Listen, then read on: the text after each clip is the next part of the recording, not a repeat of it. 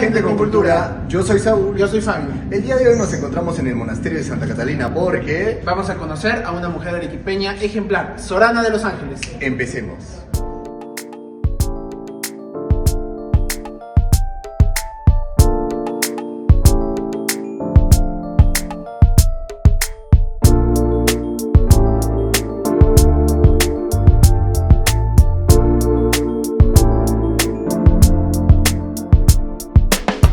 Ana Monteagudo de León nació el 26 de julio de 1602. Ello se ha venido afirmando dada la costumbre de colocar a los niños el nombre del santo que se festejaba el día de su nacimiento. También debemos aclarar que dado que hubo un incendio en la sacristía de la primera catedral de Arequipa, no podemos conocer el acta de bautizo de esta religiosa. Exactamente, pero lo que sí podemos conocer es que fue la cuarta de 8 hermanos que conformaron la familia de Sebastián de Monteagudo, que perteneció a la provincia de Villanueva de la Jara, en España. También su madre, Francisca de León, que era proveniente de Arequipa.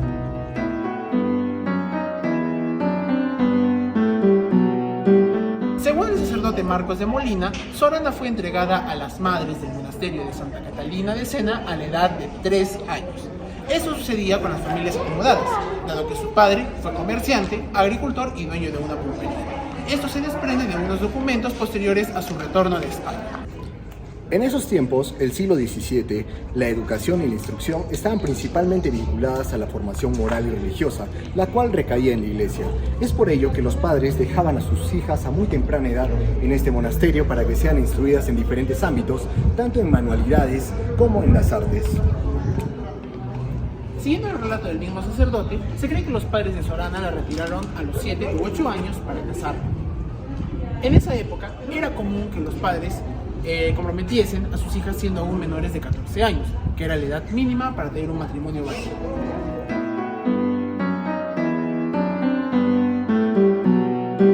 En 1613, año en el cual Ana Monteagudo debió se retirar del monasterio, tuvo una visión en la casa de su padre, en la cual Santa Catalina de Siena se le apareció y le mostró un hábito de las monjas dominicas de clausura.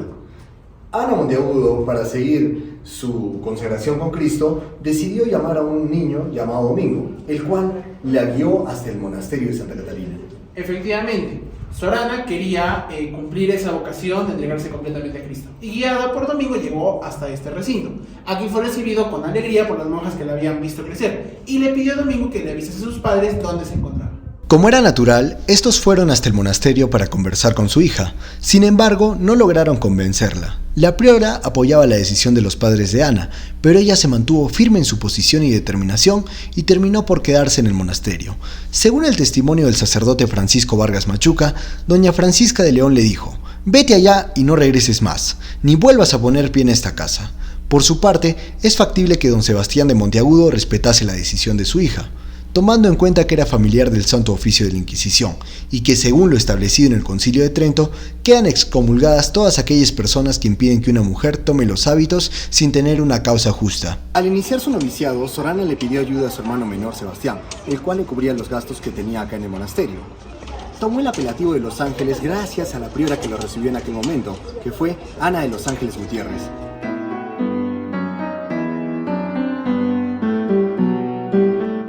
Hiciera su profesión, que debió ser entre el 10 de octubre de 1619 y el 11 de enero de 1620, los meses tradicionales de lluvia dieron ocasión a la madre Ana de probar su temple espiritual y su observancia fiel de las normas y constituciones de su instituto, aún en condiciones adversas. Las diversas precipitaciones pluviales que ocurrieron en aquella época hicieron que la torrentera de San Lázaro se desbordara.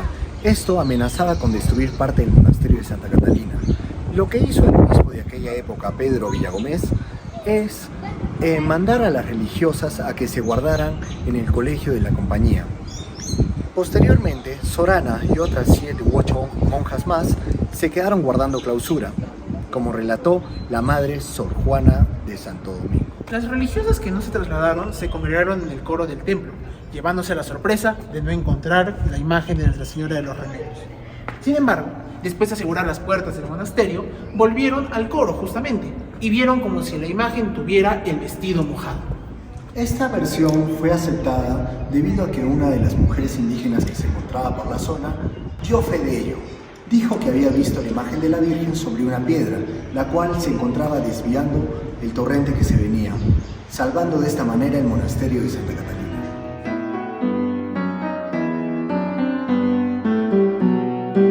Según el sacerdote Marcos de Molina, cuando Sorana desempeñó el cargo de maestra de novicias, corrigió el más mínimo error, a fin de evitar que, en un futuro, las doncellas que tenía a su cargo cayeran en faltas más graves. A fines de 1648, Sorana de los Ángeles Monteagudo fue elegida como priora del monasterio de Santa Catalina. Este hecho, según el testimonio de Sor María de los Remedios Retamoso, causó reacciones de burla entre las monjas. Sin embargo, al momento de aceptar oficialmente el cargo, la Madre Monteagudo pronunció un discurso tan conmovedor que dejó maravillada a más de una religiosa presente en aquel momento. Según Catalina de Jesús, en estado de oración, Sorana tomó las llaves del convento, puso las llaves delante del crucifijo del coro y pidió que le diera otra responsabilidad, porque consideraba que no tenía ni capacidad de hablar ni de escribir las obligaciones de priora. No obstante, según este mismo testimonio, oyó la voz del crucifijo que le dijo: «Toma las llaves y gobierna, yo te ayudaré». Ella aceptó la voluntad divina, tomó las llaves y comenzó a gobernar. Según el padre Marcos de Molina y especialmente Sor María de los Remedios Retamoso, al ser Sorana muy entregada a la vida religiosa y a la observancia de las constituciones de la Iglesia, durante el periodo en el que tocó ser priora, sufrió muchos disgustos para poder hacer que las demás religiosas vivieran al igual que ella una constante comunión con el Señor. Pero, algunas personas no contentas con estas renovaciones intentaron quitarle hasta en 3 oportunidades la vida. Una vez le dieron una vasija con leche envenenada, pero felizmente un gato apareció y volteó la vasija, tomó y falleció. En otra oportunidad le enviaron un guiso de gallina, el cual ella no quiso comer, pero sus compañeras sí comieron de él y se vieron afectadas gravemente. Posteriormente sí fueron salvadas. En otra oportunidad quemaron su celda. Y todo esto lo hacían para evitar las reformas que estaban siendo implantadas en el convento. Otra situación negativa que vivió fue el que algunas religiosas tapiasen su celda, es decir, le obstruyesen la salida. Desgraciada noticia que llegó a oídos del obispo de entonces, Pedro de Ortega. También se le acusó, delante de dicha autoridad, de que no daba de comer a algunas monjas. Al llamar la atención a sus hermanas por el uso indebido de trajes seculares en los claustros del monasterio, reflexionaba: ¿de qué sirve toda esta vanidad debajo de aquel vestido de muerte? Mejor se hubieran quedado en el mundo.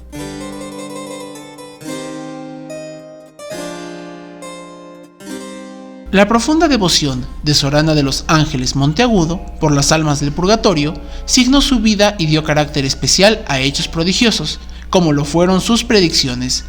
Algunas de ellas tienen que ver con los obispos, como es el caso de Pedro de Ortega. Conversando en el locutorio, le anunció que en ese mismo instante veía que una hermana suya había fallecido. Después de algunos días, llegó la noticia de tal muerte. Otra es la siguiente.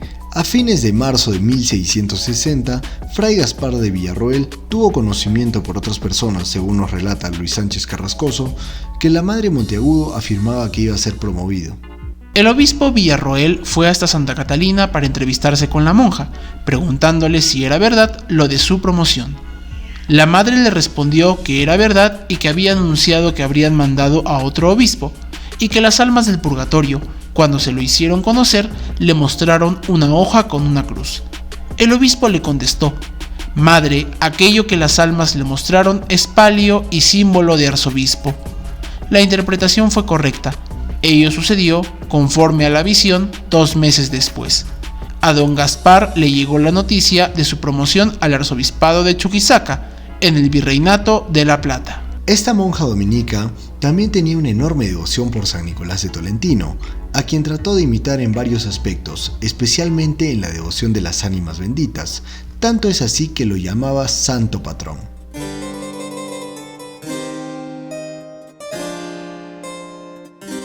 Si la devoción de la Madre Monteagudo era rezar por las almas del purgatorio, su mayor atención estaba dirigida hacia las almas de los indígenas, cumpliendo así una labor misionera que la Iglesia reconoce como de gran valor en las monjas de clausura. En una oportunidad, Un indio llamado Pedro vino a esta ciudad debido a que se le habían extraviado sus carneros. Según nos relata Juana de Santo Domingo, Pedro se acercó al monasterio y le pidió a Sor Ana que le ayudara a encontrar a sus carneros. La madre Ana le indicó el lugar donde los encontraría. Pedro se fue consolado y para su sorpresa los encontró justo donde había señalado la madre. Pasaron los años y Pedro se encontraba con su grey en un lugar muy alejado de la ciudad y escuchaba los problemas de su amigo Domingo. Este le decía muy afligido que se le habían extraviado todos sus carneros. Pedro le dijo: si quieres encontrar a tus carneros, tienes que invocar a una religiosa santa que se encuentra en Arequipa. Se llama Sor Ana. Ella te los va a encontrar porque así lo hizo conmigo. Domingo se fue caminando por los montes y los cerros e invocó a la madre Ana. Después de haber caminado por un buen rato, se le presentó la religiosa y le dijo: ven aquí, hijo, aquí tengo a todos tus carneros reunidos. Cuando Domingo se reencontró con sus carneros, quiso agradecerle a la religiosa, pero ésta había desaparecido. Después de muchos días, Domingo se encontraba en Arequipa. Llegó a la portería del convento y preguntó por la madre, pero se había olvidado de su nombre. Vio salir a todas y a cada una de las religiosas, y una de las últimas era la sierva de Dios, Sor Ana, a quien él reconoció y le agradeció, y le contó a todas las religiosas que se encontraban ahí lo que había sucedido. Con la plena confianza en Dios, no se preocupaba de sus necesidades materiales, pero sí de las que estaban directamente vinculadas a sus hermanas religiosas, como lo apuntó la misma Sor Juana. Esta es una muestra de la auténtica humildad, buscar el bien de los demás sobre el de uno mismo. Su celda fue el reflejo de su condición. Según el jesuita Francisco Colmenero, Sor Ana tenía muy pocos muebles y si los tenía eran demasiado sencillos. Agrega también el clérigo Molina que adosada a la pared tenía un cuadro de Nuestra Señora de la Inmaculada, el cual fue un regalo de un obispo traído desde Roma. De Molina también agrega que la madre Monteagudo dormía con una frazada muy vieja sobre un colchón muy roto, lo cual servía más de mortificación que de descanso. La vida espiritual de la madre Monteagudo no estaba referida únicamente a devociones a santos, sino que llegó a tener conocimiento de la Sagrada Escritura y todo el contenido de la misa que, como recordaremos, se celebraba íntegramente en latín. La imitación de la vida de Cristo la llevó a practicar severos ayunos y penitencias, aun cuando se encontraba enferma. Por ejemplo, según Sor Isabel de la Concepción, muchas veces solo se alimentaba con hierbas, y según Sor Juana de Santo Domingo, pedía que la amarrasen las manos y la flagelasen. También Sor Ana usaba cilicios, zapatos llenos de guijarros y una cruz con puntas de fierro. Esta última se quedaba incrustada en su cuerpo cada vez que ella se echaba al suelo con las manos en forma de cruz.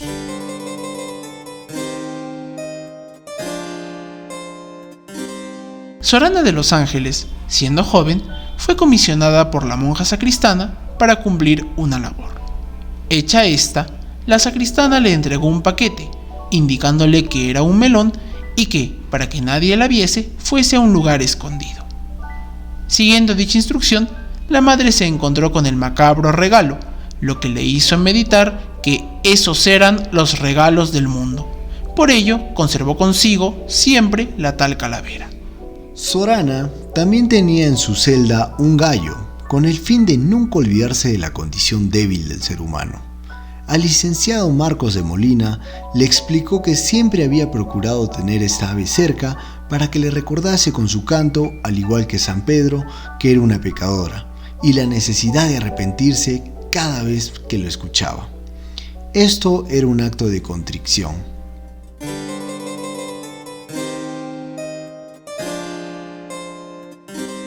Los últimos años de la vida de la venerable monja Catalina son una muestra de una entrega superior y una plena y total confianza en Dios. El clérigo Luis Sánchez, después de la muerte de Sor Ana, recordaba que, acercándose a su deceso, no se escuchaba otra cosa que: «Oh Dios mío, lo que ha sido dicho, está dicho. Vos conmigo y yo con vos y vos conmigo». A la ceguera total, según Sor Ana María de los Remedios, se le sumaron fuertes dolores de hígado y abundantes sudores. Sin embargo, un pintor introducido disimuladamente por el licenciado Diego de Vargas Machuca fue rápidamente descubierto por Sor Ana, pese a que ésta ya no podía ver nada. El mencionado prebendado quería tener un retrato de la venerable monja, pero fue reprendido por ella al haber violado la clausura del monasterio.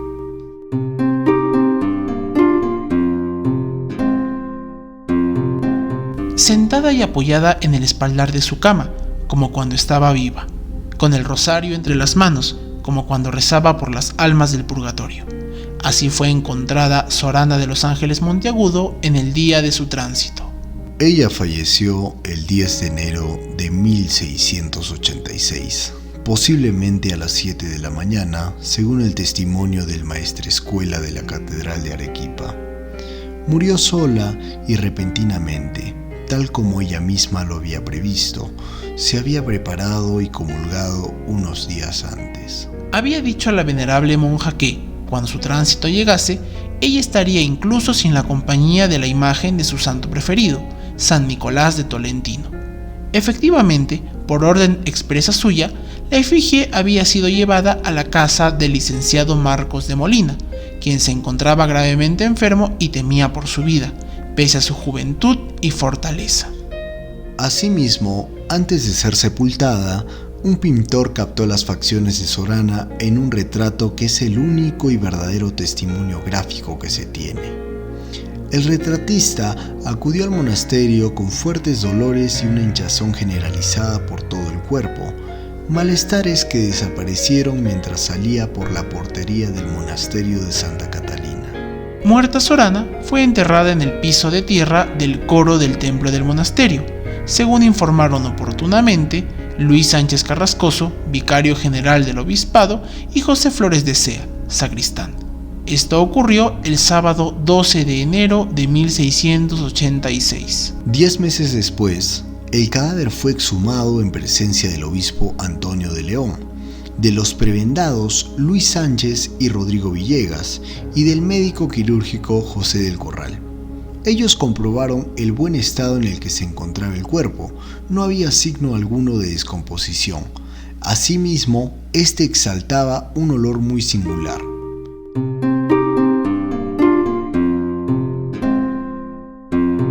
El obispo de León y la comunidad de religiosas del monasterio de Santa Catalina, habiendo transcurrido apenas 6 meses y 9 días del fallecimiento de Sor Ana de los Ángeles Monteagudo, promovieron la apertura de su proceso de beatificación.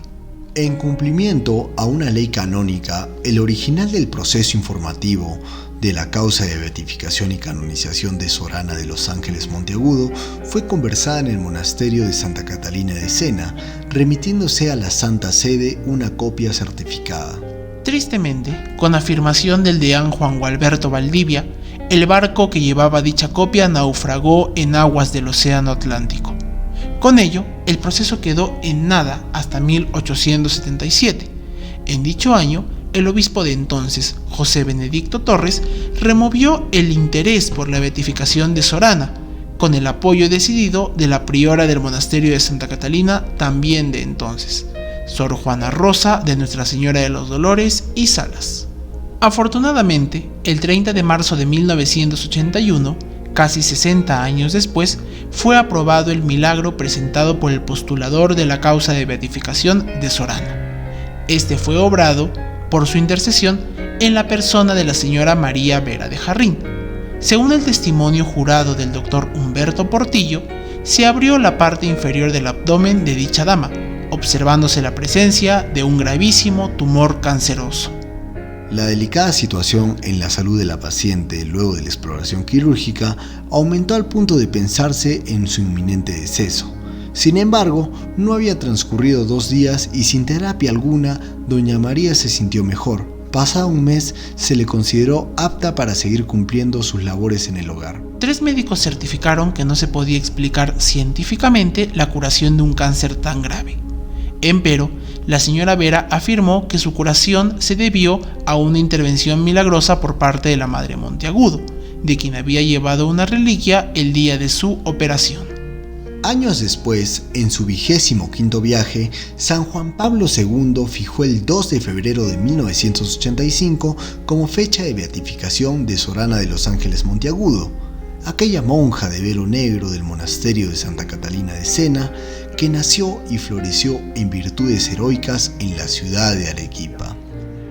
Después de recorrer el monasterio de Santa Catalina, por fin nos encontramos en la celda de este personaje ilustre, Sorana de los Ángeles Monteagudo. Así es. Ella practicó correctamente las virtudes cristianas. Una de ellas es la humildad. Justamente acá hay una cita que quiero leerles, las palabras de Sorana.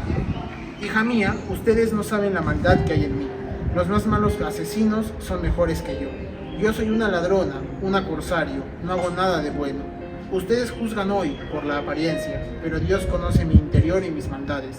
Espero que tendrá misericordia de mí, así como yo tengo misericordia de los pecadores, gracias a los sufrimientos de la pasión y muerte de nuestro Señor Jesucristo. Esta frase nos permite ver la profunda humildad que ella tenía. Ella no se sentía lo máximo, sino se puso al servicio de toda la comunidad. Es una persona muy humilde. Exacto. Bueno, entonces Procedemos sin más preámbulos a pasar a Vamos a ver que le han acoplado un pequeño altar. Ahí hay una reliquia, creo, de Sorana. Parecía ser una reliquia. Y este es un lienzo. Un lienzo, y ahí está con su famoso naranja. Exacto. Y acá a la izquierda, al lado derecho, perdón, de nuestra lista, está San Nicolás de Tolentino, Sí. que fue santo de su devoción.